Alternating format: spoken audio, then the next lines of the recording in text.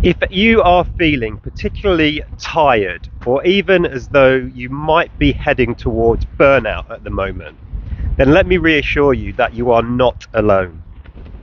The reason being is that late February and March is one of the most common times when people actually start to burn out. Why? Well, the reason is that after Christmas, in the new year, most of us hit the ground running with renewed energy and focus and resolutions, and saying to ourselves that this year is going to be different. And we go full pelt at work in the new year. If we're in the northern hemisphere, the days are still short and dark, and the weather isn't the best. And for many of us, we continue at that pace. We continue sprinting without really taking much rest or many breaks, right through until Easter, which just so happens to be the first mandatory holiday in our calendar. And that means we get tired. And in today's episode of the Leader's Kitbag, I'm going to share some tips with you to help you better manage your energy and resilience, and help you do that for your team as well. Hey there, I'm Morton.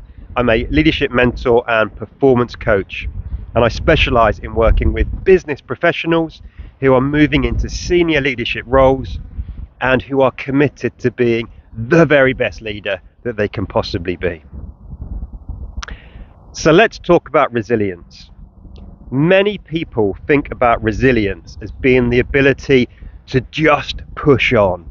They think about it as being tough or stoic, but not in the good philosophical sense of stoicism, and just ploughing on. I disagree. I think of resilience as the skill and habit of looking after ourselves so that we can push on when we really need to. Resilience is in part about having a positive mindset. It's about being flexible and adaptable. It's about eating, sleeping, and exercising well, and taking regular breaks to rest and recharge.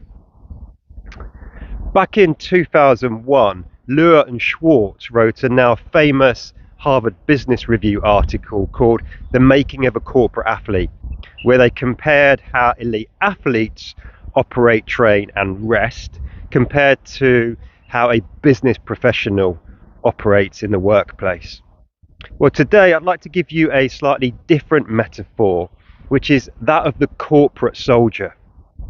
Now, I know from experience that to be a soldier, you need to be tough and resilient, and you need to have the ability to push on when you really have to. But soldiers aren't sprinting all of the time. On a typical 6-month deployment overseas in the army, soldiers and myself, there would be lulls in operations or the battle where you could pause and get some rest. On a typical 6-month deployment, at some stage in that time, you'd get a 10-day break where you could go home to rest and then come back for the rest of your deployment. And you get a significant amount of rest at the end of that 6 months.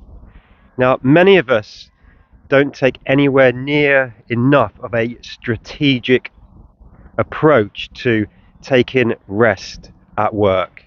We just sprint through work at full pelt until some sort of event in the national or religious calendar tells us to stop, irregardless to the peaks and demands that are placed upon us. It's a bit like many of us go to work and are sprinting the whole time, when in reality we need to make sure we are running and jogging at different times so that we can sprint when we really have to. So my challenge, my call to action for you this week is to take a strategic and deliberate approach to rest and relaxation. Look at where the peaks are in your diary and plan some micro rest breaks around those. Hope it's been useful for you. Until next time, look after yourself, look after those you've got the privilege and responsibility to lead. And as always, folks, lead on.